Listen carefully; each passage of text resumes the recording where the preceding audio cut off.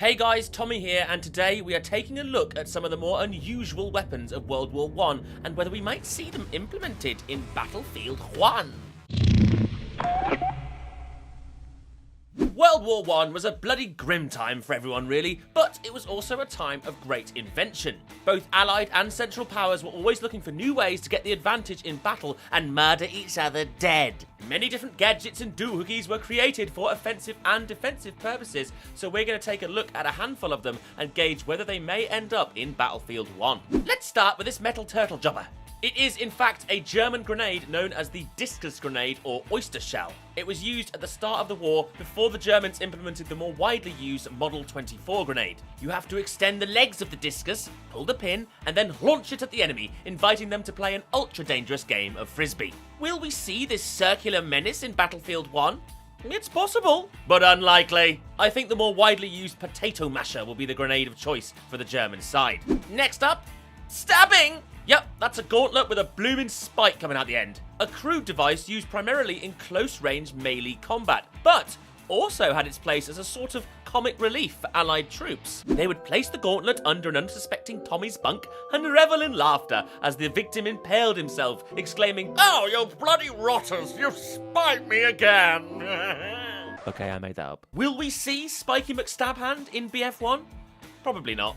Or Spiky. Moving on, the trench staff. We all know from the trailer that we can expect to see some hot clubbing action from the likes of the German Trench Club and the British Trench Club, affectionately known as the Knobkerry.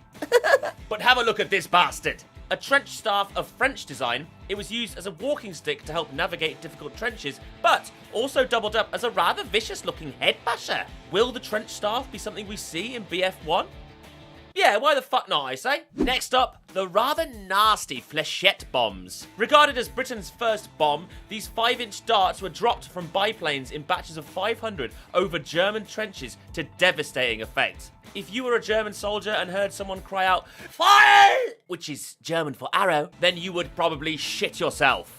German, French, and Italian variations of the same thing were used throughout the war, all dropped on unsuspecting infantry. Later, many British pilots actually refused to use them, stating that dropping the arrows was very dirty work indeed. The enemy cannot hear the things coming and they inflict very nasty wounds. Can we expect to see these little shits in BF1? I would say yes. Likely we will be able to rain silent death upon our enemies.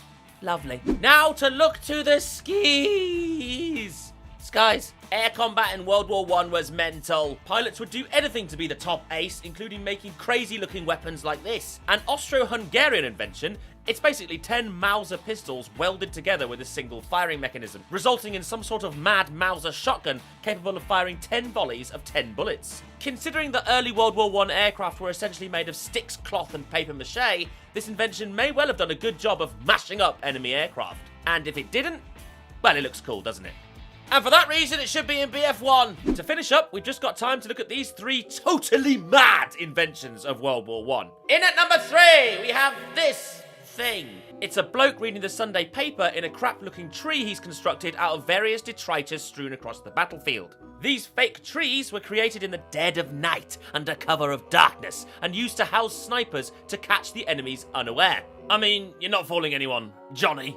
At number 2 in the totally mad list is the periscope rifle. Some clever sausage had the commendable idea of creating a frame holding a few mirrors to attach to his rifle, allowing him to fire from the safety of his trench without exposing his soft, fleshy, precious body parts. Used mostly in the Gallipoli campaign of 1915, it's no wonder the Ottoman Empire claimed victory if our lads were pissing about trying to get this shithouse to work. And at number 1 on the list is, of course, the German spy pigeon. It's literally a pigeon with a time delay camera strapped to its chest, sent out to scout enemy positions. A novel idea, but one which didn't really take off.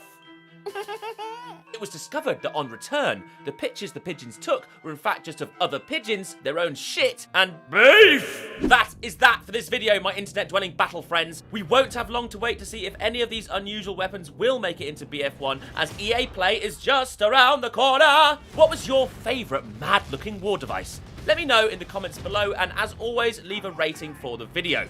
Until next time, goodbye.